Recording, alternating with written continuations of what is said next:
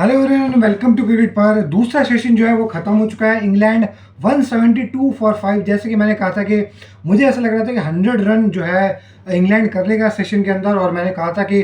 4 विकेटें जो है वो गिरी जाएगी। अच्छा, मेरी प्रिडिक्शन थी कि यार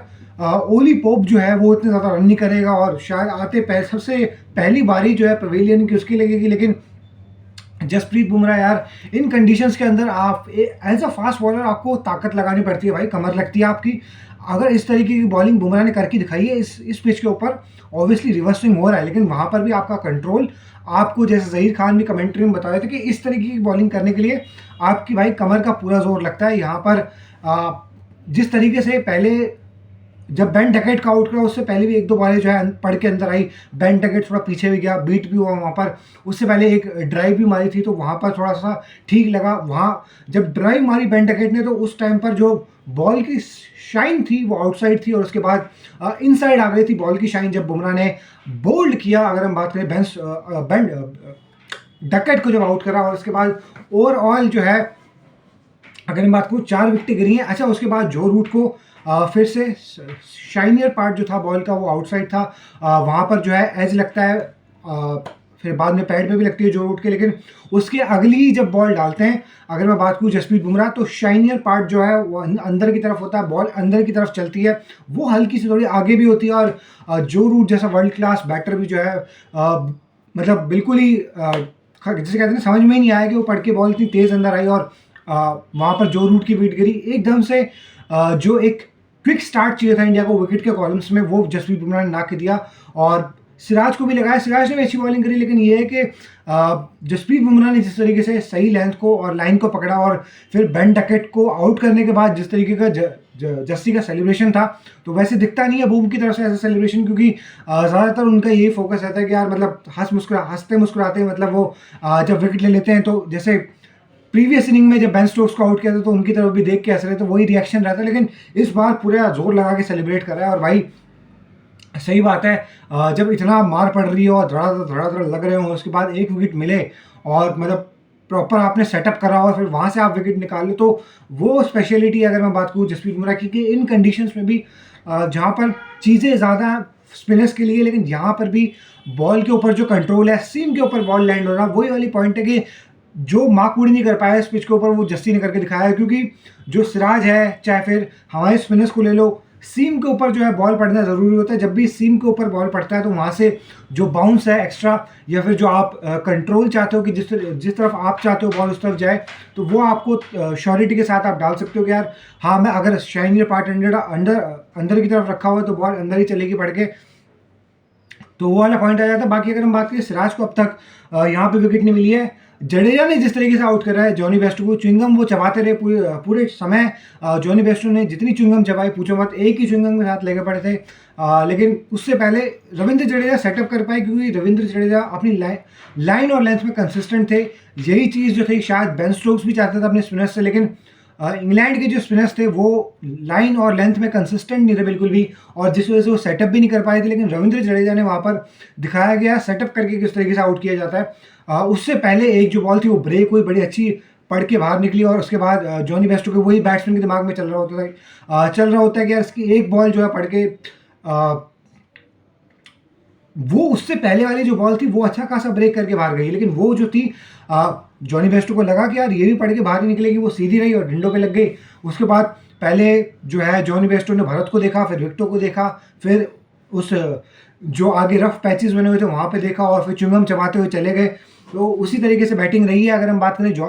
जॉनी बेस्टो की, मेरे को पता ही था उससे बहुत ज़्यादा रन नहीं होने, उसने एक जगह रन अपने सारे कर लिए। बर्मिंघम में उसने रन करने थे विराट के साथ बकवास करके, बस वहाँ पे उसने रन कर लिए। उसके बाद यहाँ इन कंडीशंस में मुझे नहीं लगता उसकी तरफ से कोई बहुत बड़ी जो है इनिंग्स आने वाली है। हाँ यार,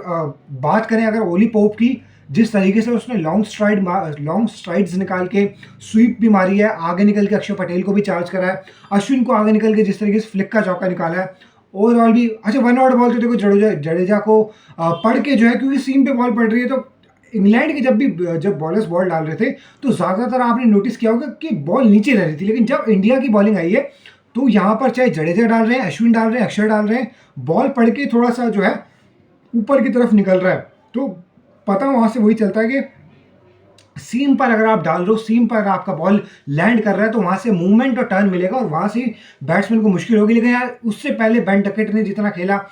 रिवर्स स्वीप हो या फिर आगे निकल के मारने का, सारे क्लीन शॉट्स मारे। और मतलब ऑस्ट्रेलिया ने भी ना ये चीज़ ट्राई करी थी जब वो लास्ट टाइम आए थे यहाँ पे कि हम जो है रिवर्स स्वीप मारेंगे, लेकिन उनका थोड़ा सा उतना क्लीन नहीं था, उनका जो था उतनी एक्यूरेसी नहीं थी कि किन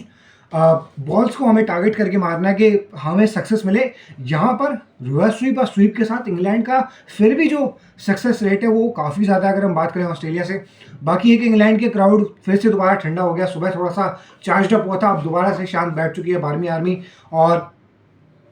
ओवरऑल अगर हम देखें तो अब ये मैच जिस तरीके से मेरे को लगा ही था कि मतलब 100 रन मुझे लगा था कि बनेंगे, लेकिन 100 रन तो बने नहीं इस वाले पूरे सेशन के अंदर। लास्ट सेशन में बने थे 89, तो 89 से आप देख लो 11 और 83 रन इस सेशन के अंदर बने हैं। और 83 रन अगर इस सेशन के अंदर बने हैं तो उसका मतलब ओवर्स भी ठीक ठाक ही हुए हैं, 30 समथिंग ओवर हो गए होंगे या फिर 25 अबव ही हुए होंगे ओवर। तो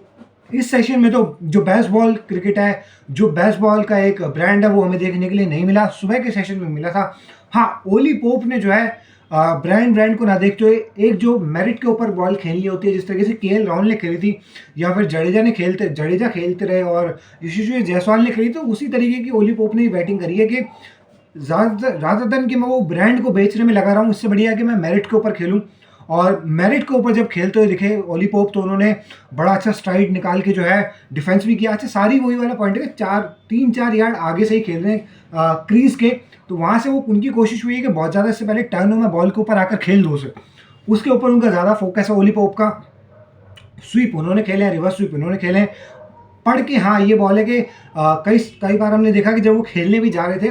वो उस जैसा बैट्समैन जो कि आई इन कर चुका है, सेटल इन हो चुका है, उसको भी प्रॉब्लम हो रही है वहाँ पे कहीं ना कहीं स्वीप्स खेलने के लिए, क्योंकि वन आउट बॉल पड़ के जडेजा का जो है बड़ा तेज़ निकल रहा है। भरत की यार मतलब तारीफ करनी पड़ेगी इन पिचेस के ऊपर, जिस तरीके से वो कीपिंग कर रहा है। यहाँ पे टेक करी उसने बॉल, यहाँ पे भाई यूं विकेट कीपर बैठा होता है और यहाँ तक पकड़ लेना का, अगर वो यहाँ से इतना ऊपर आकर पकड़ ले रहा है तो उसका मतलब ये है कि जो रणजी ट्रॉफी में वो खेलता रहा है उन टेस्टिंग कंडीशंस के अंदर, उन स्पिनर्स के साथ जहाँ पर बॉल नीचे भी रहेगा ऊपर भी रहेगा। और उसके बाद यहाँ पर भी आगे जिस तरीके से भरत ने विकेट कीपिंग करी है, बैटिंग में तो चलो ऐसा है कि भरत थोड़ा सा कभी कभार ऐसा लगता है कि डरा हुआ प्लेयर है। वैसे ठीक है, 41 रन भी ठीक थे कि जडेजा के साथ अच्छी पार्टनरशिप लगाई। बैटिंग में अपना थोड़ा सा और इम्प्रूव कर ले वो, लेकिन कीपिंग में तो यार उसने बहुत ही अच्छी कीपिंग करी है। काफ़ी एक्यूरेसी है, कलेक्शन अगर आप देख लो, स्टंपिंग का भी एक चांस बना था, लेकिन वहाँ पर ये था कि बेन स्टोक्स का हल्का सा वो जूते का नीचे हल्का सा वो पार्ट जो था वो टच हो गया था, तो वहाँ पर वो नॉट आउट ही था। अश्विन ने जिस तरीके से राउंड द विकेट आके यार बेन स्टोक्स को विकेट पे खिलाते रहे। एक वो अश्विन की ना कैरम जो बॉल है ना वो बड़ी खतरनाक होती है, क्योंकि एक्यूरेसी बढ़िया है अश्विन के पास उस बॉल के ऊपर। वाइट बॉल क्रिकेट के अंदर तो अश्विन उसी के साथ लगे रहते हैं कि मैं कैरम ही डालूंगा, और उसके चक्कर में जो है ऐसा लगता भी एक आध बार कि यार ओवर हो रहा है, लेकिन यहाँ पर जो है कुछ बॉलें आपने देखा होगा अश्विन की कि एक आध बॉल पढ़ के जो कैरम बॉल डालते हैं वो अंदर भी आई है। वो जो प्रॉपर जो आगे डाल के आउट करा है बेन स्टोक्स को, वो तो प्रॉपर ऑफ स्पिन थी। और काफ़ी ज़्यादा डिसमिसल हो चुके हैं, आई थिंक 13 समथिंग डिसमिसल थे जब वो दिखा रहे थे, मेरे को याद नहीं आ रहा, लेकिन 13 शायद डिसमिसल हो चुके हैं शायद। इतनी बार आउट कर चुके हैं अश्विन बेन स्टोक्स को, तो बेन स्टोक्स को कहीं ना कहीं देखो लेफ्ट हैंडेड बैटर को अश्विन के अगेंस्ट प्रॉब्लम होती है, क्योंकि यार एक तो वो एंगल बड़ा अच्छा बनता है और उसके बाद अश्विन के पास बड़ा कंट्रोल होता है, वो पैचेस भी वहाँ पे बने हुए थे। तो ऑब्वियसली बेन स्टोक्स की अभी कोशिश वहाँ पे ये थी कि पोप क्योंकि बहुत ज़्यादा अच्छा खेल रहा था, तो शायद बेन स्टोक्स के मन में ये था कि मैं इसके साथ थोड़ा पार्टनरशिप लगाता हूँ, यहाँ पर बहुत ज़्यादा वैसे भी जल्दी करके कोई फ़ायदा नहीं है, मुझसे पहले ही बहुत लोगों ने जल्दी करी, तो जल्दी फिर वो पवेलियन की तरफ लौट भी गए। जॉनी बेस्टो को तो कुछ पता ही नहीं चला वो हुआ क्या उसके साथ, वो देखता ही रह गया बॉल के साथ। और यही चीज़ जो है स्टीव स्मिथ के साथ भी हुई थी कि स्टीव स्मिथ भी अच्छा स्टीव स्मिथ को लेकिन पता रहता है कि यार इसकी ना एक बॉल पड़ेगी। मुझे ऐसा लगता है कि जॉनी बेस्टो को ये अंदाज़ा ही नहीं था कि उसकी एक बॉल पड़ के सीधी रहती है, क्योंकि मतलब वो जितना पीछे खेलता रहता है उसके बाद वो आगे आके प्रेस करके उसके पास कोई डिफेंस का प्रॉपर शॉट मुझे लगता ही नहीं। हाँ, स्टीव स्मिथ भी जब आउट होता है तो मतलब उसके पास बैक ऑफ द माइंड चलता रहता है, उसके दिमाग में आइडिया रहता है कि यार इसकी ना एक बॉल पड़ के सीधी रहेगी। उसके बाद जडेजा को आउट होने के बाद थम्स अप भी दिखाया था स्टीव स्मिथ ने कि हाँ ये वाली पड़ी है सही, और मेरे को पता था ये वाली पड़ेगी और मैं आउट हो गया हूँ। तो वो वाला पॉइंट है। अभी बाकी वेस्ट इंडीज़ और ऑस्ट्रेलिया का भी काफ़ी अच्छा मैच चल रहा है, लेकिन यार मुझे नहीं लगता कि वेस्ट इंडीज़ ऑस्ट्रेलिया को हरा पाएगी। बड़ा मतलब घर के ऊपर ऑस्ट्रेलिया को हराना, गाबा में हराना बहुत मुश्किल है। देखते हैं बाकी क्या होता है। अगर हम इस पूरे सेशन की बात करें तो ये थोड़ा सा इंग्लैंड बैकफुट पे गया है। विकेटें जब आपकी इतनी गिर जाती है तो ऑब्वियसली फिर आप बैकफुट पे दिखते हो। थोड़ा शायद बेन स्टोक्स को अगर कुछ लोग कहेंगे कि यार तू तेज़ खेल लेता तो अब उसका कोई फ़ायदा भी नहीं था, क्योंकि बहुत ज़्यादा वो तेज़ निकल के मारता, क्योंकि सोच बेन स्टोक्स की भी ठीक थी कि यार मैं थोड़ा सा पार्टनरशिप कर लेता हूँ उसके साथ, ओली पोप के साथ, क्योंकि इससे पहले हाँ बेन स्टोक्स, लेकिन ये है कि जब कुछ लास्ट इनिंग में भी जब वो आए थे तो कुछ बॉलें उन्होंने डिफेंस करी थी, उसके बाद वो क्विक फायर 70 उनकी तरफ से आया था। तो वहाँ पर शायद, लेकिन वो ठीक ही उनका अप्रोच था बेन स्टोक्स का। पार्टनरशिप लगाना यहाँ पर ज़्यादा इंपॉर्टेंट है, क्योंकि अभी भी इंग्लैंड जो है 18 रन पीछे है, और अगर 50 60 70 80 इतने का टारगेट देंगे तो वो कोई बहुत बड़ा टारगेट नहीं होगा, और वहाँ पर फिर हमसे भी यही अप्रोच होगा कि तेज़ आओ और क्विक खेलो। और अब तक भी पिच जो है ठीक खेल रही है, मतलब अब जो अप्लाई करके खेल रहा है ओली पोप उससे तो रन बन रहे हैं, जिससे बिल्कुल अप्लाई नहीं हो रहा, जो च्युइंगम चबाते रह जा रहा है उससे कुछ भी नहीं हो पा रहा, तो वो वाला पॉइंट है। अगर हम बात करें जसप्रीत बुमराह की, यहाँ पे तारीफ बनती है कि यार जसप्रीत बुमराह ने मैच को एकदम से दोबारा से जो एनर्जी चाहिए थी रोहित शर्मा को भी वो ला कर दिया गेम के अंदर। और आई थिंक वो एक जो विकेट गिर गई ना बेन टिकट की, उसने 3 विकेटें और जो थी फोर्स कर दी, कि एक जो बेन टिकट की विकेट गिरी उसके बाद जिस तरीके से अगर हम बात करें तो जो रूट भी आउट हो गए, जॉनी बेस्टो भी आउट हो गया, फिर उसके बाद बेन स्टोक्स भी आउट हो गए। बेन फोक्स एक अच्छा बैट्समैन है, विकेट कीपर इंग्लैंड का, और कीपिंग भी बड़ी अच्छी करी। मुझे ऐसा लगता है कि शायद इससे थोड़े से रन जो है निकल के कहीं ना कहीं आएंगे। ओली पोप ने बड़ा अच्छा अप्लाई करा यार, ओली पोप का मुझे लगता नहीं था, क्योंकि थोड़ा सा ना ये स्पिन के खिलाफ दुविधा में रहता था कि मैं आगे जाऊं, खेलूं नहीं खेलूं, मतलब छोड़ूं, लेकिन इस बार इसके शॉट्स में थोड़ा से कॉन्क्रीट तरीके से इसने खेला कि मैं क्लियर फ्रेम होता है ना, क्लियर फ्रेम ऑफ माइंड, उसके साथ इसने खेलने की कोशिश करी। और इन पिचेस के ऊपर यही ज़रूरी है कि आपका माइंडसेट जो है क्लियर हो, इसलिए तो उतने रन बना गया वो। और मतलब उसका तो ये है कि अब इतना वो सेटल इन हो चुका है पिच के ऊपर कि सिंगल डबल भी बड़े आराम से कर रहा है हल्के हाथ से खेलने के बाद, और ऐसा लग नहीं रहा कि इंग्लैंड को कोई बेटर खेल रहा है। ऐसा लग रहा है कि कोई प्रॉपर बैट्समैन ही खेल रहा है इंडिया से, जिसको पता है कि इन पिचेस के ऊपर कैसे खेलना होता है। तो वही वाला पॉइंट है कि अप्लाई करने की बात होती है, अगर आप अप्लाई कर सकते हो खड़े रह के वहाँ पर। बाकी 190 की लीड तो इनफ ही थी, सबको पता था कि जब 190 की लीड हो चुकी है तो यहाँ से अब आगे इंग्लैंड के लिए बहुत ज़्यादा कुछ बचता नहीं है। अब जो है मेरे ख्याल से इस सेशन के अंदर मैच का मुझे ऐसा लगता है रिजल्ट आ जाएगा इस सेशन के अंदर, या फिर रिजल्ट नहीं आएगा तो हम अगला दिन तक अगर ये मैच जाता है तो बहुत ज़्यादा 15-20 आधे घंटे का बहुत ज़्यादा अगर हुआ, अगर कल तक ये मैच जाता है तो कल के आधे पहले घंटे के अंदर ही ये मैच जो है खत्म हो जाएगा, इससे ज़्यादा का ये मैच नहीं जाएगा। लेकिन हाँ मुझे ऐसा लगता है कि चांसेस अभी भी हैं कि इसी सेशन के अंदर ही खत्म हो जाएगी, क्योंकि 5 ही विकेटें बची हैं इनकी। बेन फोक्स और ओली पोप भी जो है लास्ट रिकॉग्नाइज प्लेयर है, उसके बाद वो रेहान अहमद आ जाते हैं, उसके बाद वो ठीक है थोड़ा बहुत वो मार लेते हैं छक्के वक्के, लेकिन यहाँ पर इतना आसान नहीं होगा। इसके बाद वुड बैटिंग कर लेते हैं, लेकिन ओवरऑल मतलब कोई रिकॉग्नाइज बैटर नहीं है जो लंबी पार्टनरशिप लगा सके, वो वाला पॉइंट है। हाँ इन दोनों की पार्टनरशिप लंबी खिंच जाए तो ये जो मैच है वो लेंदी होगा, उसके बाद तो और कोई मतलब रिकॉग्नाइज प्लेयर इनके पास है नहीं। और मुझे ऐसा लगता है कि शायद जसप्रीत बुमराह एक विकेट और ले सकते हैं, और अश्विन का मुझे ऐसा लग रहा है कि अश्विन फाइफर कहीं ना कहीं लेना चाहेंगे यहाँ पर। वैसे अब उस अश्विन की अगर मैं देखूँ तो 495 विकेट्स तो हो चुकी हैं इस मैच में, नहीं तो अगले मैच में 500 विकेट हो जाएंगी अश्विन की। इस मैच में शायद मुश्किल लग रहा है मेरे को, लेकिन हाँ अगले मैच तक तो कम से कम अश्विन की 500 विकेट हो जाएंगी यार। और अश्विन ने जिस तरीके से स्मार्टली बॉलिंग करी है, अश्विन ने और जडेजा ने ये दिखाया कि अगर आपका बॉल सीम पे लैंड करता है, अगर आप टेस्ट की लाइन और लेंथ के हिसाब से एक जगह बॉल को टिका सकते हो तो बैट्समैन को आप सेटअप करके भी आउट कर सकते हो। लेकिन जब आप 2 बॉलें कहीं डालोगे, 2 बॉल जो है बिल्कुल आप मुंह पे डाल दोगे यार तू आप मुझे फ्लिक कर दे पैरों पे से चौका ले ले, तो वहाँ पर आप बैट्समैन को ना सेटअप करके आउट नहीं कर सकते। एट द एंड वही है कि आपको बैट्समैन जो स्मार्टनेस होती है वो ओवरऑल लॉन्ग इंटरवल आपको दिखानी पड़ती है कि आपने 1 से 2 से 3 ओवर जो है मेड इन डाले, आप